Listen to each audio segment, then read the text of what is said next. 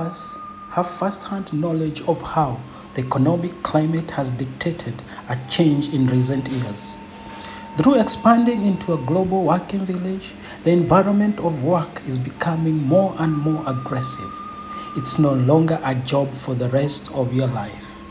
People are taking breaks as a result of redundancy, downsizing, technological innovation, changed career directions for various reasons, all due to a shift in modern work practices such as computerization and the decline of manufacturing industry. With such an increase in job competition, it is becoming increasingly important to implement an effective job search strategy, regardless of whether you are a young, middle-aged, or mature job seeker. I've been working for more than 37 years, and things have changed drastically. I recall during our time we used to be encouraged to work very hard and be able to get jobs. But I'm glad things are changing now. The young people are more focused on doing their own things and being creative. But just for the sake of job seeking, I'll mention a few things. The best way is constantly networking. But if you are new to the job market, you may still need to establish a network. Cold calling and asking for job application is usually the best way for entry-level jobs. But there is platforms within the social media and job advertisement agency. The best other way is to approach companies you'd like to work for, either in person or by a letter. Let them know your skills and experiences and ask if they have any opportunities available. It impresses companies more as they believe you are enthusiastic about working for them, rather than just needing a job and applying for the first thing you found and felt you could do. If you don't hear back, by all means, pester them. It works at times. Even if they have nothing at present, they will often keep your application or file for future opportunities. HRs are becoming very evolved. They're keeping records and track of good people. And you never know, future opportunities will come and you may get a feedback from them on the kind of a person they are looking for and strive to become more like that person. For example, if they say they prefer their applications to have a driving license, they could start learning now to drive. It could even be a foreign language. Those are some of the things when you have free time, get to do. So much you can learn in the internet for free lately. It is also essential to ensure your resume is relevant to your application.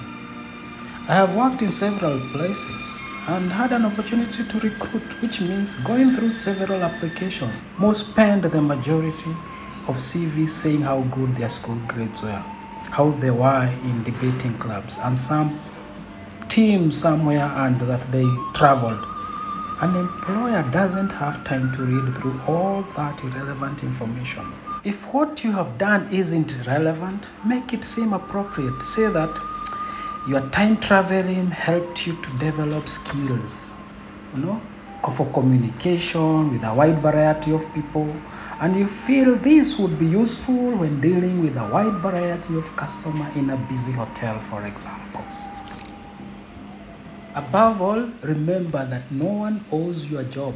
You must show them what you can do for them. So don't turn up dressed in jeans and colorless t-shirts to a company and say, guys, do you have any jobs for me? You definitely will get a reply like, what kind of a job are you looking for? And you are likely to say, oh, anything, whatever. Probably in some parts of the world, this may fry, but not in the natural and desperate world. Things have changed. You may find very wonderful bosses out there who don't really mind how you dress, but don't take chances. Personally, I wouldn't really mind, but why take chances? What is more, just in case you earn yourself an interview, please do not make the only question you have to be, what's the pay like? Make it look like you can do something for them, not that they owe you a living. The best hint I can share with you is network, network, and network. Do not panic. You'll not only get through this, but be better off for it. Stay positive. Optimism and pessimism are both self-fulfilling. Go out of your way to help others with their job search. Share information that comes your way.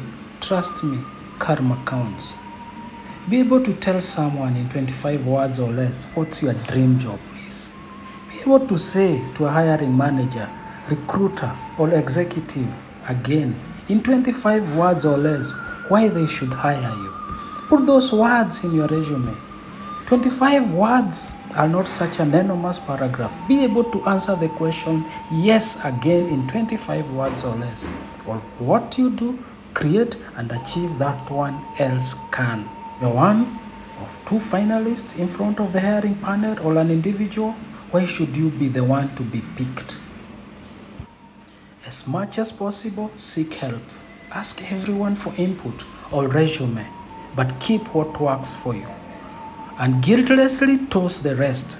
And just as in writing anything good, the most challenging part is when the editor wants some features removed and you think they are better. I have had my moments with my editors in the books I've been writing. Yes, they tell you this is very good, but not good for this part or for this kind of writing. And you have to accept it. In the end, you know it works. Fine-tune your resume, not just your cover letter, but also your resume, because each position has usually a different need. You can do a few things to make your resume more effective. Keep it short. Target a one-pager. Not easy, but keep in mind at best that your resume has 10 to 20 seconds to communicate what you can do for the company. Spelling, spelling, and spelling. Please make sure there are no spelling or grammatical mistakes. Start your resume with a power statement rather than an objective. An objective only tells a prospective employer what you want to do, whereas the power statement tells the employer what role you seek, your key achievement, and what you can do for the company.